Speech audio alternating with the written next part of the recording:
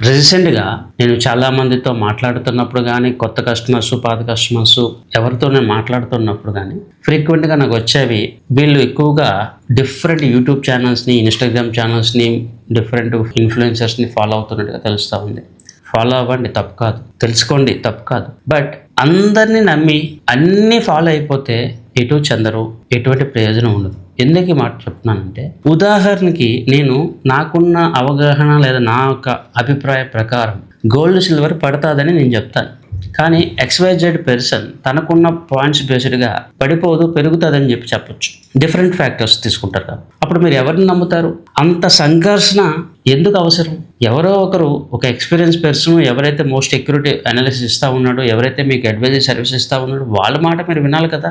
ఎవడెవడో ఏదేదో చెప్తా ఉంటాడు. కొన్ని లక్షల ఛానల్స్ ఉన్నాయి. కొన్ని లక్షల కంటెంట్ ఉంటుంది. అవన్నీ ఫిల్టర్ చేయడం నార్మల్ పీపుల్ వల్ల కాదు. మోరోవర్ సింపుల్‌గా నేను చెప్పాలంటే దేర్ వాజ్ ఎ సేయింగ్, మీరు ఒడ్డు మీద ఒక కాలు, పడవ మీద ఒక కాలు పెట్టడం కన్నా ఏదో ఒకవైపు కాలు పెట్టండి. ఎవరినో ఒకరు నమ్మండి. ఇప్పుడు నన్ను నమ్మితే నన్ను మాత్రమే నమ్మండి. మంచో చెడో ఏదో ఒక వెళ్తారు.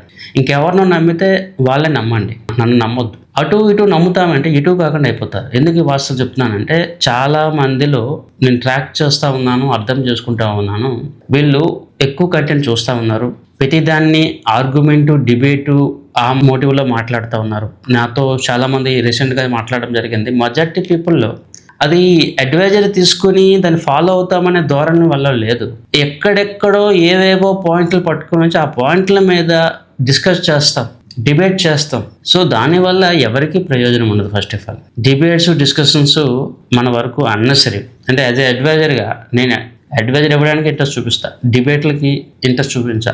అదే నీడ్ ఉన్నప్పుడు మనం చేద్దాం. But first of all services అనేది ఒక ఫ్లోలో వెళ్ళిపోవాలి. ప్రతి దాన్ని మనం ఇన్‌డెప్త్‌గా డిస్కస్ చేసుకుంటూ కూర్చున్నామంటే ఎప్పటికీ మనం వెల్త్ క్రియేషన్ చేయలేం. సో నేను ఎక్కువ మందిలో ఇది గమనిస్తూ ఉన్నాను. టూ మచ్ ఇన్ఫర్మేషన్, అందరినీ ఫాలో అవుతాను, అందరినీ నమ్మేస్తాను అంటే మీరు ఏదో ఒక డెసిషన్లోకి వెళ్ళలేరు. ఎడ్యుకేషన్ అనేది ఎడ్యుకేషన్ వరకు మాత్రమే ఉంచుకోండి.